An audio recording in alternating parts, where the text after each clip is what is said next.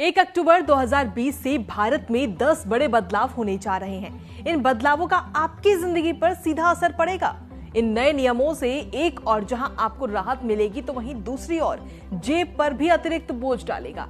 ये नियम क्रेडिट और debit card, health insurance, Ujjwala scheme, motor वाहन, इन सभी चीजों से जुड़े हुए हैं। आइए जानते हैं इन 10 नियमों के बारे में। पहला नियम, फ्री नहीं मिलेगा एलपीजी कनेक्शन। प्रधानमंत्री उज्ज्वला योजना यानी कि PMUY के तहत मुफ्त गैस कनेक्शन पाने की सुविधा 30 सितंबर 2020 से खत्म हो चुकी है। केंद्रीय मंत्रिमंडल ने PMUY के तहत मुफ्त रसोई गैस सिलेंडर का लाभ उठाने के लिए सितंबर के अंत तक एक्सटेंशन को मंजूरी दी थी। दूसरा नियम, हेल्थ इंश्योरेंस पॉलिसी में बदलाव। हेल्थ इंश्योरेंस पॉलिसी के नए नियम लागू होंगे। बीमा नियामक IRDA के नियमों के तहत हेल्थ इंश्योरेंस पॉलिसी में बड़ा बदलाव होने वाला है। 1 अक्टूबर से कवर के दायरे में 17 स्थायी बीमारियां आएंगी। इसके अलावा हेल्थ इंश्योरेंस पॉलिसी के नए नियमों में प्रीमियम भी बढ़ सकता है। तीसरा नियम, सरसों तेल में कोई और कुकिंग ऑयल मिलाने पर रोक। सरसों तेल में कोई और कुकिंग ऑयल मिलाने पर अब रोक लगा दी गई है। खाद्य नियामक FSSAI ने 1 अक्टूबर से सरसों तेल में किसी भी अन्य कुकिंग ऑयल के मिलाने पर यह रोक लगाई है। चौथा नियम, टीवी खरीदना होगा महंगा। अब आपके लिए टीवी खरीदना महंगा हो सकता है। दरअसल 1 अक्टूबर से टीवी की मैन्युफैक्चरिंग में इस्तेमाल होने वाले ओपन सेल पैनल पर 5% आयात शुल्क लगेगा। दरअसल इस पर 1 साल से छूट दी जा रही थी जो 30 सितंबर को खत्म हो चुकी है, जिसको लेकर सरकार ने कहा है कि इसे अब बढ़ाया नहीं जाएगा। पांचवा नियम, क्रेडिट और डेबिट कार्ड पर RBI के नए नियम। भारतीय रिजर्व बैंक ने डेबिट और क्रेडिट कार्ड से सुरक्षित ट्रांजैक्शन के लिए नए दिशा निर्देश जारी किए हैं। ये बदलाव 1 अक्टूबर 2020 से लागू हैं।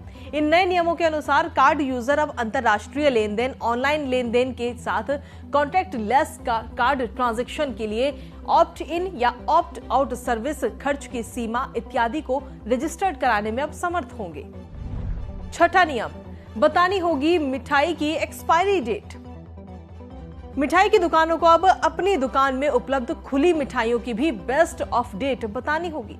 खाद्य नियामक FSSAI ने मिठाई दुकानदारों को 1 अक्टूबर से इस नियम का पालन करने के निर्देश दिए हैं। सातवां नियम, फॉरेन फंड ट्रांसफर पर 5% टैक्स। केंद्र सरकार ने विदेश पैसे भेजने पर टैक्स वसूलने से जुड़ा ये नया नियम बना दिया है। ये 1 अक्टूबर से लागू है। ऐसे में अगर आप विदेश में पढ़ रहे अपने बच्चे के पास पैसे भेजते हैं या किसी रिश्तेदार की आर्थिक मदद करते हैं तो रकम पर 5% TCS यानी कि स्रोत पर कर वसूली का अतिरिक्त भुगतान आपको करना होगा। फाइनेंस एक्ट 2020 के मुताबिक भारतीय रिजर्व बैंक की लिबरलाइज्ड रेमिटेंस स्कीम के तहत विदेश पैसे भेजने वाले व्यक्ति को TCS देना पड़ता है। आठवां नियम, स्रोत पर कर संग्रह की नई व्यवस्था।